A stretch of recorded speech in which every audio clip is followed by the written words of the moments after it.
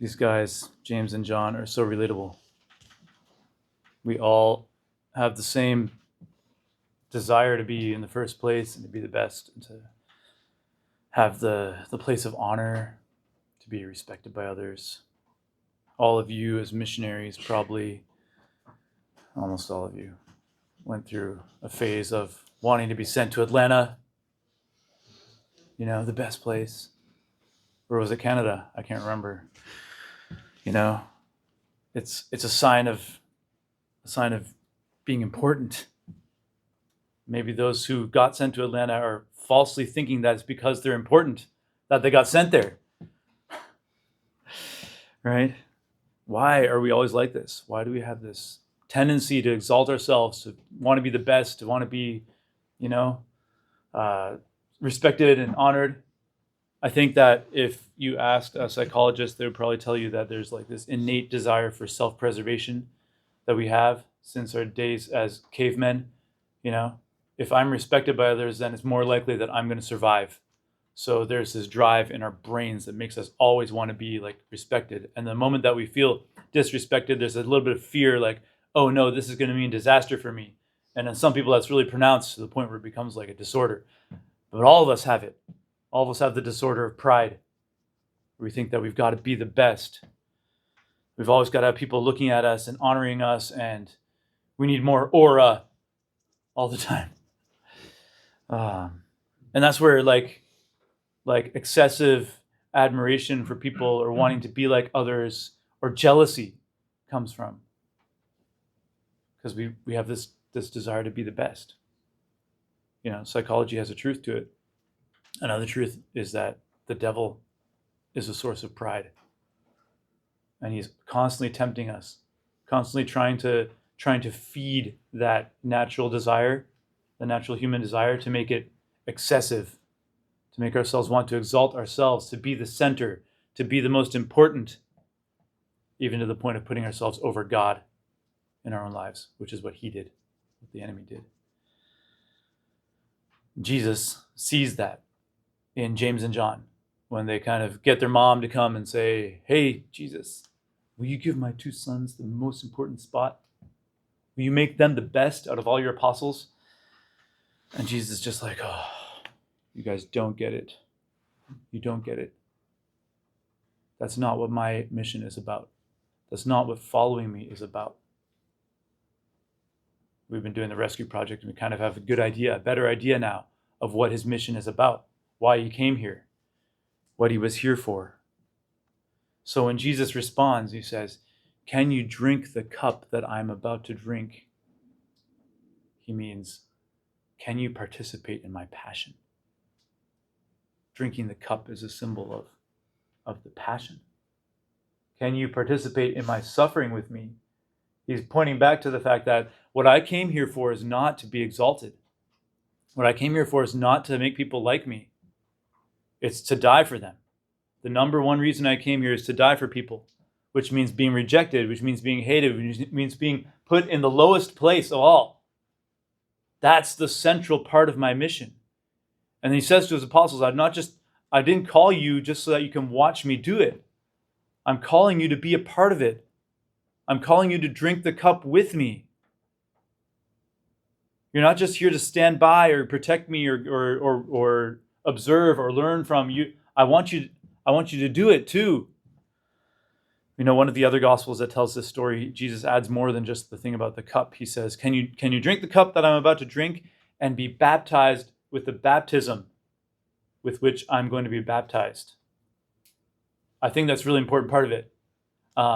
When we're baptized, St. Paul says we're baptized into Christ's death. So in baptism, we die with him and we rise again with him. That's what's symbolized by being immersed in the water, right? I wish we had all gotten to be baptized as adults with full immersion, because it's pretty cool. You stand in the water and they take you and they go 3 times, and it's a symbol of being baptized into Christ's death. So you're dying with him. That's being underwater. It's a symbol of death, and rising again. What is Christ's death? I talked about this in the homily the other day. Remember? The image of Christ, after Christ dies, what does he do? He goes down in the place of the dead and pulls them out. breaks down the gates of hell. Christ is inviting James and John and all of his apostles to take part in his mission, to take part in that part of his mission. Are you ready to die with me?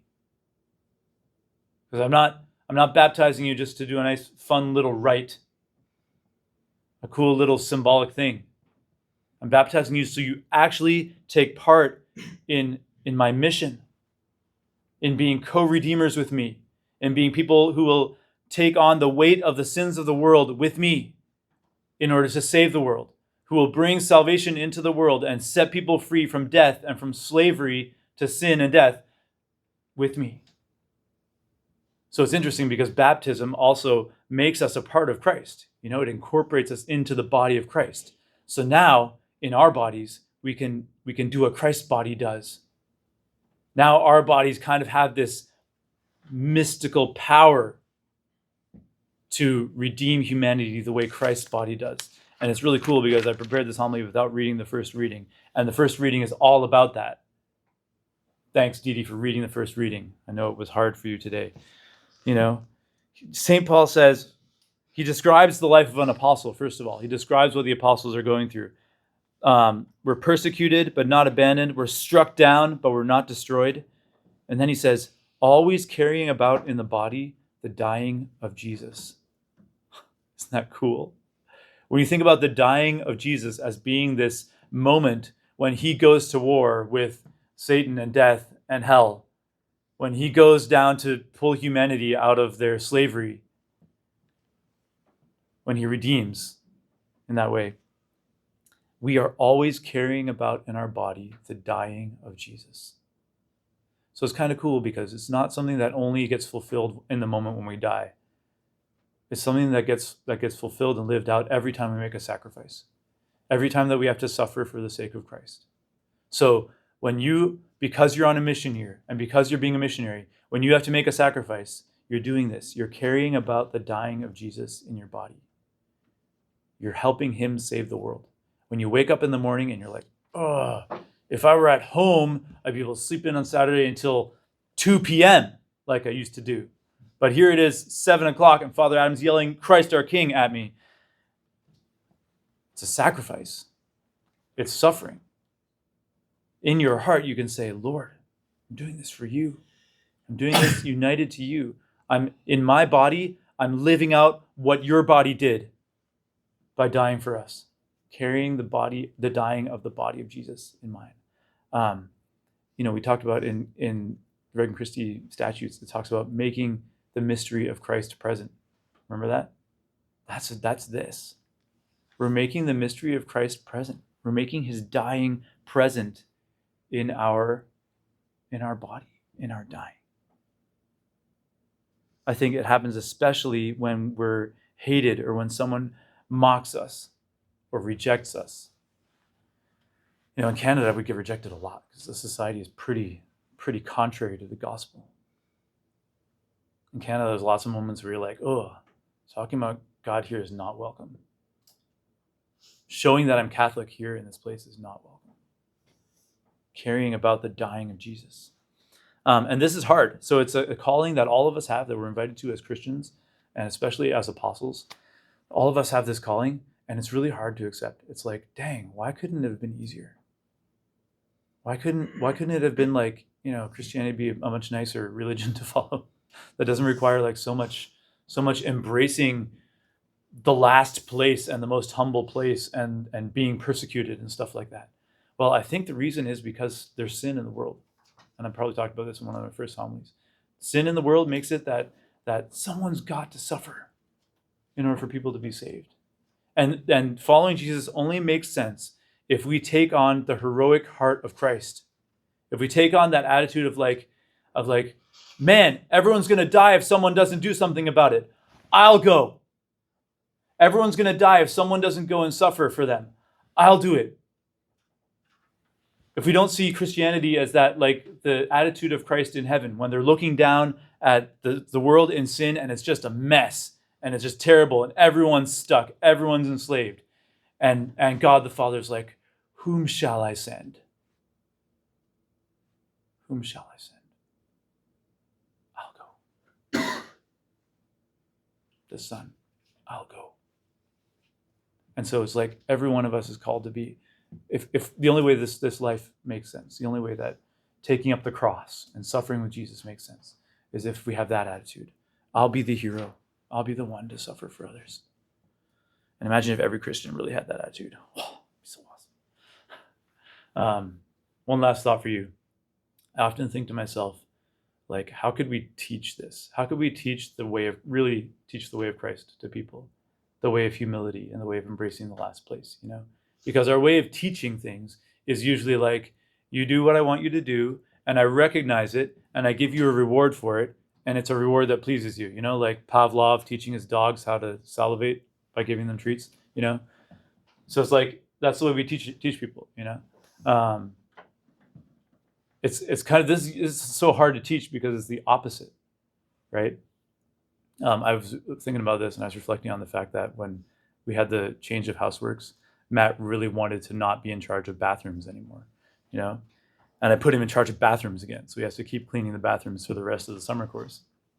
And when he asked me about it, I was like, well, I gave you that job because you needed to grow in humility. And I was kind of thinking like that would be a good way to teach people, If a Christian can get to the point where I receive the lowest place, the most humble job, the thing that's kind of the least respectful, and I embrace it with joy, and I consider that a reward instead of like getting sent to Atlanta or something like that, that's when you've got it. That's when you've actually achieved the heart of Christ, when you can embrace the lowest place or the hardest thing, the most difficult thing. So it's hard to teach because you can't force someone to do that. You can't trick them really into doing that. We have to embrace it willingly. It has to come from our own heart. So I pray that all of you have already raised your hand and volunteered to say, I'm here, Lord, send me. But many of you probably didn't realize that you are signing up for the lowest place, for humiliation, for rejection, for suffering, But now that you know that that's what it is, that it's taking the cross with Christ and suffering with him to save the world, I think it's even more motivating. It's like, yeah, I do want to be like Christ. I do want to take up that cross and suffer for him. So maybe it's like a time to renew with all your heart that attitude. Yes, Lord, send me. I'll do it. I'll go. I'll be the hero. I'll be a hero with you. Jesus is the real hero. But I'll be incorporated into your body and do what your body does, dying for others. St. James, this is his feast day, and he was the first of the apostles to die. He got beheaded. And all the other apostles, except St. John, died, shed their blood for Christ. So in the end, they all got to do it literally. We might only get to suffer for Christ in our daily sufferings. But they show us the example of the great sacrifice for others.